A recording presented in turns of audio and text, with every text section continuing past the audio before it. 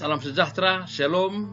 Kita bertemu kembali dalam renungan hari Sabtu, tanggal 19 Februari 2022. Orang bijak belajar ketika mereka bisa. Orang bodoh belajar ketika mereka terpaksa dan dipaksa. Mari kita berdoa. Kemuliaan Allah yang terus dinyatakan dalam hidup kami.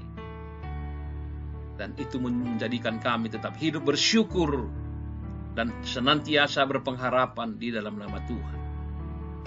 Biarlah oleh kemurahan Allah kami tetap berjalan dan menjalani hari-hari hidup kami seturut dengan kehendak.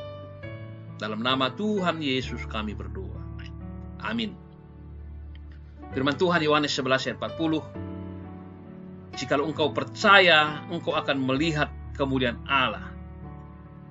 Saudaraku, dalam nama Tuhan, dalam kehidupan sebagai umat pilihan, tentunya kita akan tetap bertanggung jawab untuk menyatakan kemuliaan Allah melalui kehidupan kita setiap hari. Dengan cara bagaimanakah kemuliaan Allah dinyatakan? Tentunya dengan mengenakan sifat kodrat ilahi yang terus ditampilkan dalam sifat-sifat manusia seperti yang terdapat dalam Kristus Yesus. Kalau hanya dengan kebaikan-kebaikan secara moral, maka orang percaya tidak beda dengan orang yang tidak memiliki anugerah Kristus. Maka kemuliaan Allah belumlah dapat dinyatakan secara profesional. Artinya setiap tindakan yang ditampilkan tidak lagi bercacat celah di hadapan Tuhan. Baik ketika kita berpikir, berucap, selalu menghubungkan dengan pikiran dan perasaan kepada Allah dalam Kristus. Orang yang hidupnya diarahkan untuk kemuliaan Allah, maka suara yang ada dalam hatinya selalu berkata, apakah peranku dalam rencana penyelamatan yang Bapa selalu kehendaki dalam hidupku ini? Tentunya Tuhan selalu menghendaki agar kita tetap menjadi umat yang sampai pada taraf menjadi sekutu Tuhan. Dalam prinsipnya sama seperti pengakuan Paulus. Karena bagiku hidup adalah Kristus dan mati adalah keuntungan. Tetapi jika aku harus hidup di dunia ini, itu berarti bagiku bekerja memberi buah.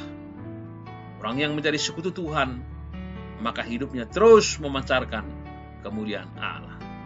Saudara, dalam nama Tuhan, ketika kita sudah masuk dalam dunia pelayanan yang benar, maka tidak ada lagi hal-hal yang besar dalam hidup kita, kecuali untuk menggenapi rencana Tuhan, dan menyediakan diri sebagai alat menyatakan kebenarannya, serta menjadikan kehendak Tuhan sebagai prioritas yang utama di tengah-tengah kehidupan kita. Dengan prinsip seperti ini, maka keinginan daging, keinginan mata, dan keangkuhan hidup dengan segala kesenangannya pasti tidak akan dapat menjatuhkan kita. Pada saat melayani, kita akan mengalami berbagai penderitaan, sebab selalu berperang dengan dosa dan kejahatan yang sangat membenci kemuliaan Allah itu.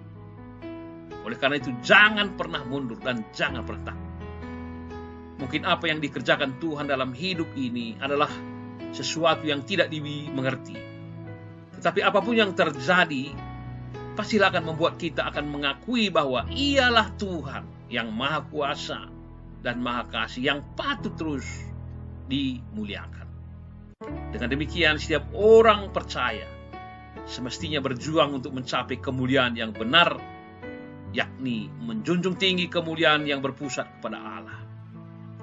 Mencari kemuliaan harus dilakukan dengan menjaga kesucian yang sudah dianugerahkan Allah kepada kita, hidup yang berkenan kepadanya, dan terus memfokuskan diri pada hal-hal yang bernilai kekal. Maka setiap orang yang percaya haruslah menjalankan panggilan Tuhan di tengah-tengah hidupnya. Karena itu, saudara, pada hari ini marilah kita bagaikan sebuah kitab yang sedang terbuka, yang dapat dibaca oleh semua orang. Dan dengan kesaksian ini, kita terus dapat mendatangkan kemuliaan bagi Allah di tengah-tengah hidup kita. Amin. Menjuah-juah, tetap sehat, tetap sukacita. Tuhan Yesus memberkati. Nyanyian rohani kita, Tuhan mulialah namamu di bumi ini. Shalom.